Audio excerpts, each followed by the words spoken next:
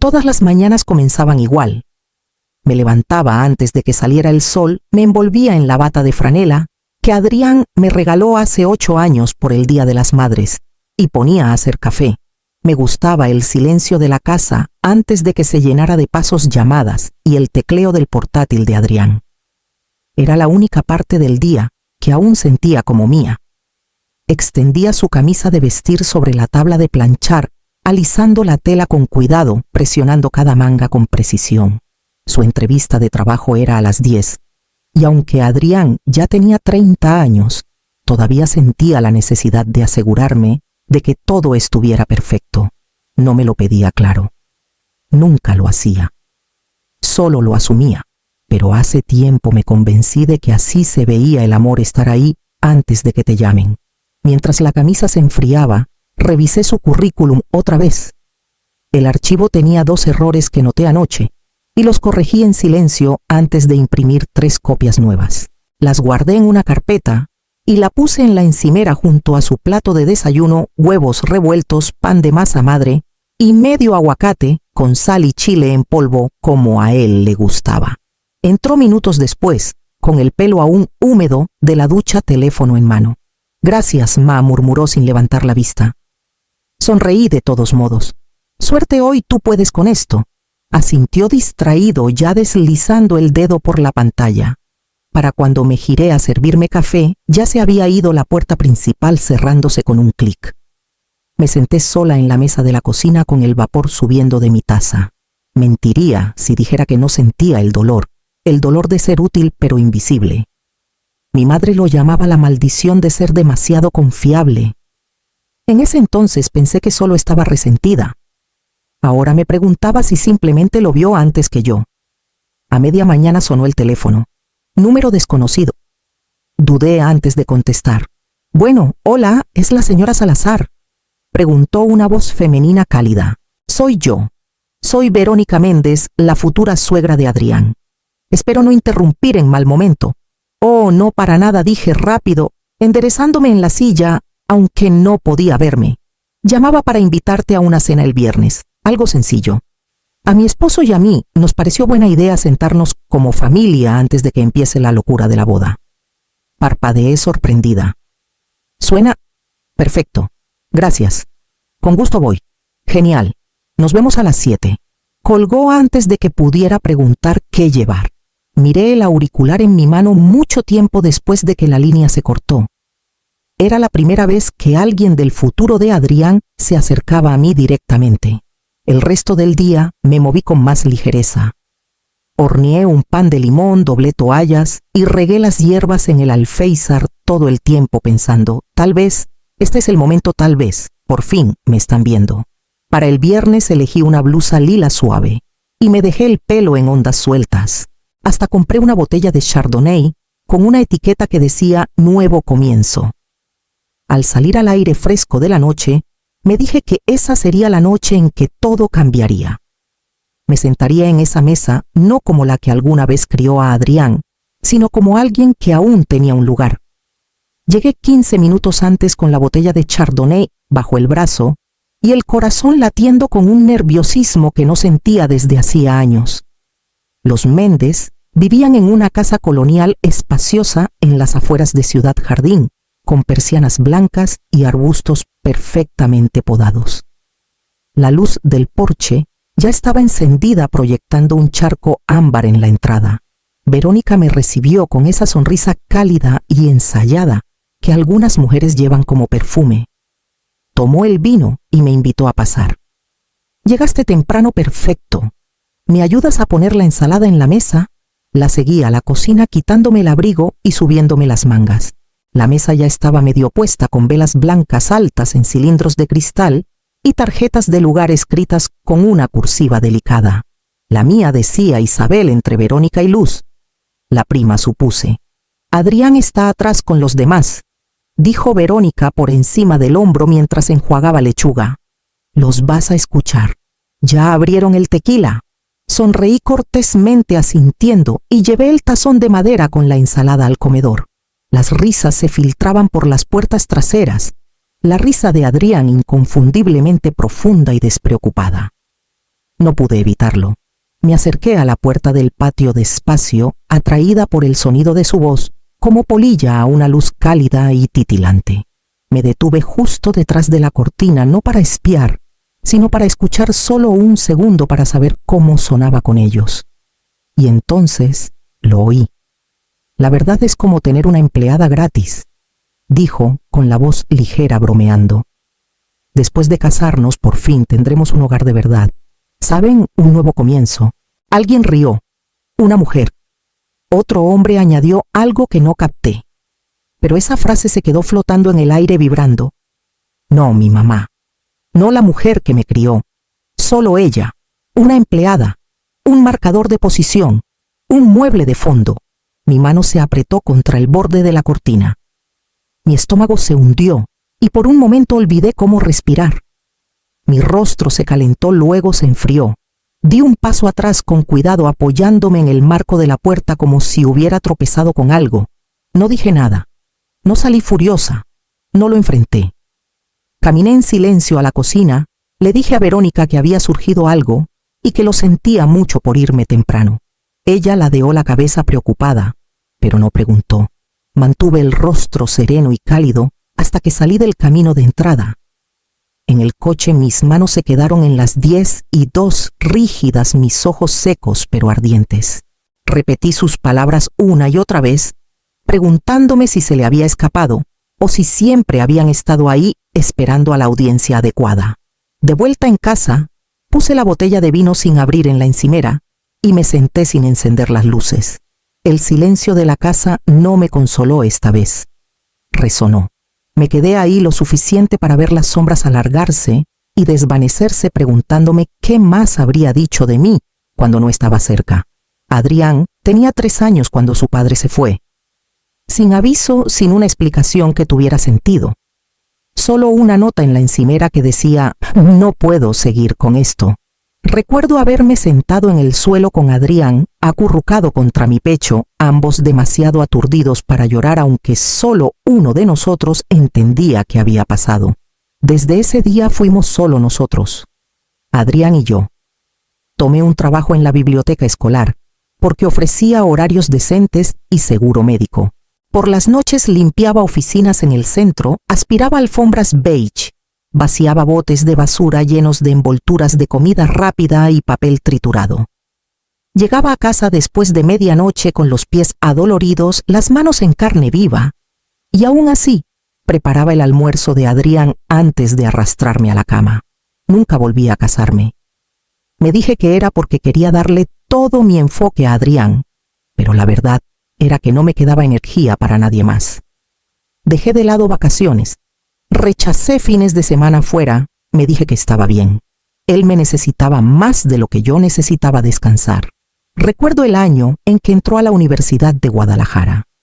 Estaba tan orgulloso agitando la carta de aceptación como si fuera un trofeo. Celebramos con comida china para llevar.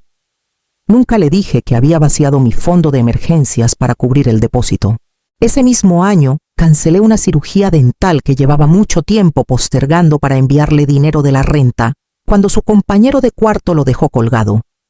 Y nunca lo resentí, ni una vez. Cada peso gastado cada noche sin dormir, cada vez que me dije que no a mí misma para decirle que sí a él, se sentía como respirar. Automático, natural. El amor en su forma más pura. Todavía hay un dibujo pegado en el refrigerador. Lo hizo en 1er grado. Es un bosquejo torpe de nosotros dos, yo, con una falda triangular y un cabello enorme, él con brazos de palitos y una capa. Sobre mi cabeza, con lápiz torcido, dice: mi héroe. Solía mirar ese dibujo cuando estaba cansada, cuando las cuentas se acumulaban, o cuando fregaba salsa de espagueti seca de la estufa a medianoche. Lo miraba y me recordaba por qué todo valía la pena. Esa noche me quedé parada frente a él, incapaz de moverme.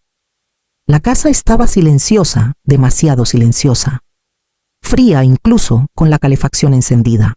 Puse mi mano plana sobre la puerta del refrigerador, la palma sobre el dibujo, como si pudiera presionarlo en mi piel, recordarme que alguna vez significó algo. Pero incluso ese pedacito de papel de repente se sintió como un recuerdo de un país al que ya no me daban la bienvenida. No lo enfrenté. No mencioné la cena ni lo que dijo. Me dije que necesitaba tiempo para pensar, para entender si había sido un momento descuidado o el reflejo de algo enterrado desde hace mucho, ignorado por mucho tiempo. Así que en lugar de hablar comencé a observar.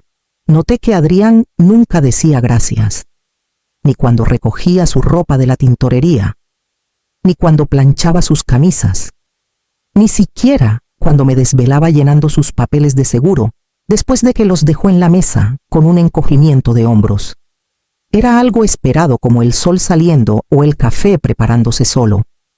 Dejaba la ropa sucia en el suelo del pasillo en lugar de en el cesto, aunque estuviera a 3 pasos. Dejaba platos sucios en el fregadero con comida aún pegada. Y cuando sus amigos vinieron el sábado pasado, me presentó no como su madre, sino como Isabel, sin contexto, sin calidez. Solo un nombre, como si fuera la señora de la limpieza. Esa noche me senté en la cama con mi diario abierto. La pluma dudó un momento antes de que escribiera una sola frase. No soy un servicio. La subrayé 2 veces, cerré el cuaderno y apagué la luz. Unos días después llamé a Consuelo.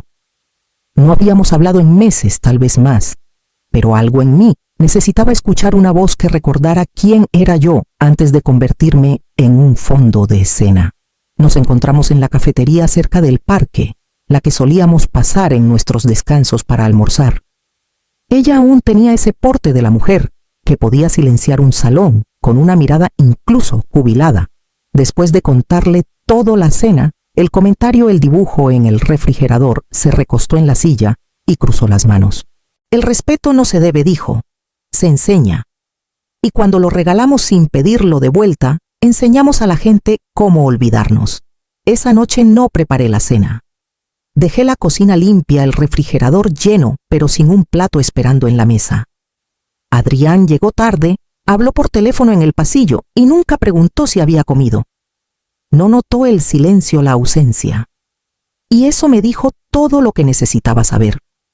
A la mañana siguiente abrí mi laptop y creé una hoja de cálculo titulada 24 años de trabajo.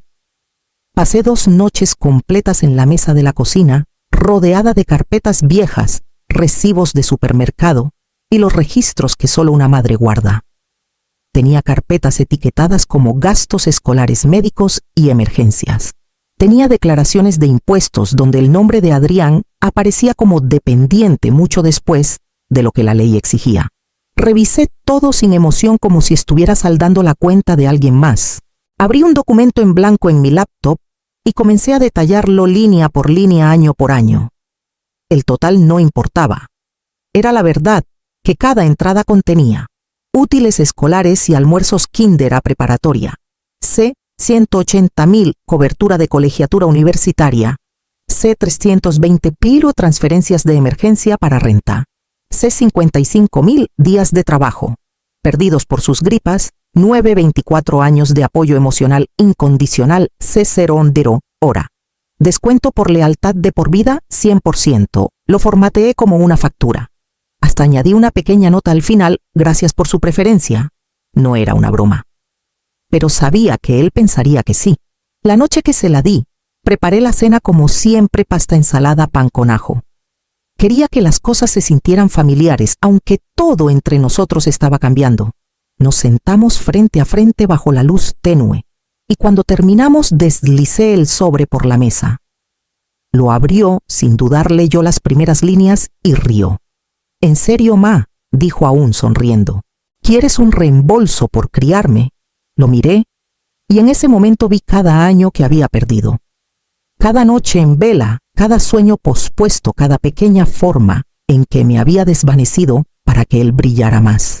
No dije con calma: «Quiero reconocimiento». Pero como eso es muy caro, me conformo con la separación. Parpadeó confundido, como si hubiera hablado en un idioma que no reconocía. Me levanté lentamente, llevé mi plato al fregadero y lo lavé, un movimiento deliberado a la vez. No dijo nada más. Se quedó ahí con la factura en las manos, como si no supiera qué hacer con ella. Más tarde esa noche, cuando se fue a dormir, doblé la copia del recibo y lo guardé en una carpeta etiquetada «Prueba». Luego saqué mi maleta del fondo del closet y la abrí por primera vez en más de una década. Empaqué ligero. Una maleta, una bolsa de lona con libros y la carpeta azul etiquetada Prueba. Todo lo demás podía quedarse.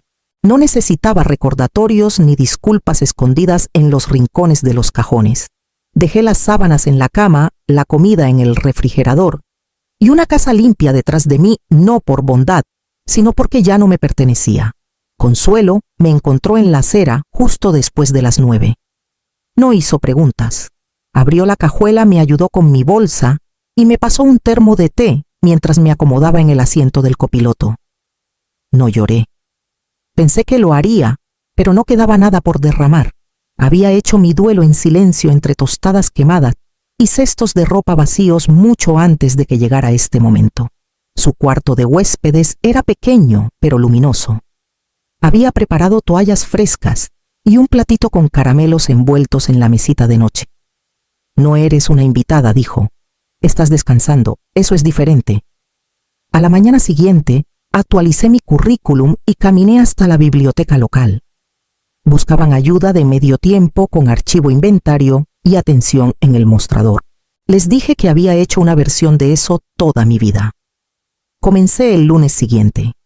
El cheque era pequeño, pero era mío. Los jueves, Consuelo y yo, caminábamos hasta la cafetería de la esquina para almorzar. Una tarde, una mujer con un blazer gris estaba en la mesa principal colocando folletos. Planificación patrimonial para mujeres mayores de 50. Casi paso de largo, pero algo en mí tiró. Me quedé después de que Consuelo se fue. La mujer, una abogada local llamada Daniela Torres, tenía ojos amables y una voz como piedra pulida, fuerte, sin necesidad de gritar. Habló sobre poderes notariales activos, seguridad a largo plazo y los derechos que demasiadas mujeres entregan sin siquiera darse cuenta. Me quedé mucho después de que los demás se fueron tocando el borde de un folleto. Daniela lo notó. Pensando en tu futuro, preguntó. Creo que por fin tengo permiso para hacerlo, respondí. Me dio su tarjeta y me dijo que llamara cuando estuviera lista. La guardé en mi cartera detrás de la lista de compras que escribí hace una semana y ya no necesitaba. Esa noche regresé a casa y puse mi primer cheque en el tocador como una declaración silenciosa. Por la mañana abriría una cuenta bancaria nueva, una con solo mi nombre. Pasaron casi 3 semanas antes de que volviera a ver a Adrián. En ese tiempo había comenzado mi segunda semana en la biblioteca y presentado los papeles para mi propia cuenta de cheques. Había empezado a dormir toda la noche, sin crujidos en el pasillo, sin puertas cerrándose, solo quietud y respiración. Cuando sonó el timbre estaba ordenando un montón de formularios de impuestos en la mesa del comedor. Consuelo estaba atrás, podando su romero. Abrí la puerta y ahí estaba él, Adrián, parado en el porche con una sudadera arrugada, el pelo aplastado de un lado, como si tampoco hubiera dormido bien. «Hola», dijo casi tímido. No hablé, solo esperé. Canceló el compromiso, dijo finalmente. Luz, sus padres, dijeron que algo que escucharon los molestó. Sobre ti, cambió el peso de su cuerpo con las manos metidas en los bolsillos, como si pudieran sostener su vergüenza. No fue mi intención, ma. Solo quería ser gracioso. ¿Sabes cómo me pongo cuando estoy nervioso? Has estado diciendo cosas poco graciosas durante años, Adrián, dije en voz baja. Parpadeó, pero no parecía sorprendido, solo cansado. Creo que tal vez deberías volver a casa. Miré más allá de él hacia la calle, la misma calle donde solía esperar su camión escolar con su lonchera balanceándose a mi lado, la misma esquina donde lo llevé a clases de manejo, al baile de graduación, a la universidad. La calle no había cambiado, pero yo sí. Hogares donde me respetan, dije. Ese lugar nunca lo fue. Su boca se abrió ligeramente como para discutir, pero luego la cerró. El silencio entre nosotros se estiró como un hilo tensado al límite. Te extraño, añadió. Asentí una vez. Eso no es lo mismo que valorar a alguien. No respondió. Se quedó ahí unos segundos más, luego se dio la vuelta y bajó los escalones lento e inseguro. Lo vi desaparecer tras el seto y no lo seguí. Adentro la tetera comenzó a silbar. Regresé a la mesa, apagué la estufa y me serví una taza. Me senté con mis papeles y tomé mi pluma, mi mano tan firme como siempre. El teléfono vibró a mi lado, un correo de Daniela Torres confirmando nuestra consulta. El negocio comenzó pequeño, solo unas pocas mujeres que Consuelo conocía de la iglesia o del club de jardinería. Traían carpetas llenas de años de papeles, ignorados recibos de supermercado, facturas de servicios, calendarios de cuidados garabateados a lápiz y horas no pagadas que abarcaban décadas. Escuché, ordené, calculé. Vi sus hombros relajarse mientras los números sumaban no solo en pesos, sino en validación. Lo llamé segundo balance y en un mes tenía 10 clientas y una lista de espera. No hice publicidad, no de la manera tradicional. Las mujeres me encontraban por susurros, menciones en pasillos, recomendaciones en cafeterías. Venían buscando claridad y se iban sabiendo cuánto valía realmente su tiempo. Trabajaba desde el cuarto de huéspedes que Consuelo convirtió en oficina. Mi laptop estaba en un escritorio de segunda mano y en la pared encima colgué la primera factura que hice, la que le di a Adrián. Estaba en un marco blanco sencillo junto a un letrero de madera que mandé tallar en el centro Isabel Salazar, consultora de equidad doméstica. Las palabras me hicieron pausar la primera vez que las vi impresas, no porque fueran audaces, sino porque eran mías. Una tarde, mientras finalizaba un informe trimestral para una clienta, mi teléfono se iluminó con un mensaje. Adrián, feliz cumpleaños. Espero que estés bien. Miré la pantalla por un largo momento. Luego puse el teléfono boca abajo a mi lado. No respondí. Tampoco lo borré. La cosa es que no me fui porque quisiera castigarlo. No salí para hacer un punto o esperar una disculpa que nunca llegaría. Me fui porque por fin vi el contorno de mi propia vida y ya no estaba dispuesta a vivirla borrada. No necesitaba venganza. No la quería. Quería aire. Quería un espacio lo suficientemente amplio para contener mi nombre y todo lo que había soportado. Y en algún lugar entre las facturas, el té de medianoche y las mujeres que ahora me llamaban no para tomar, sino para aprender, comencé a sentir algo que no había sentido en años ser real. No me fui por venganza. Me fui para recordar quién era.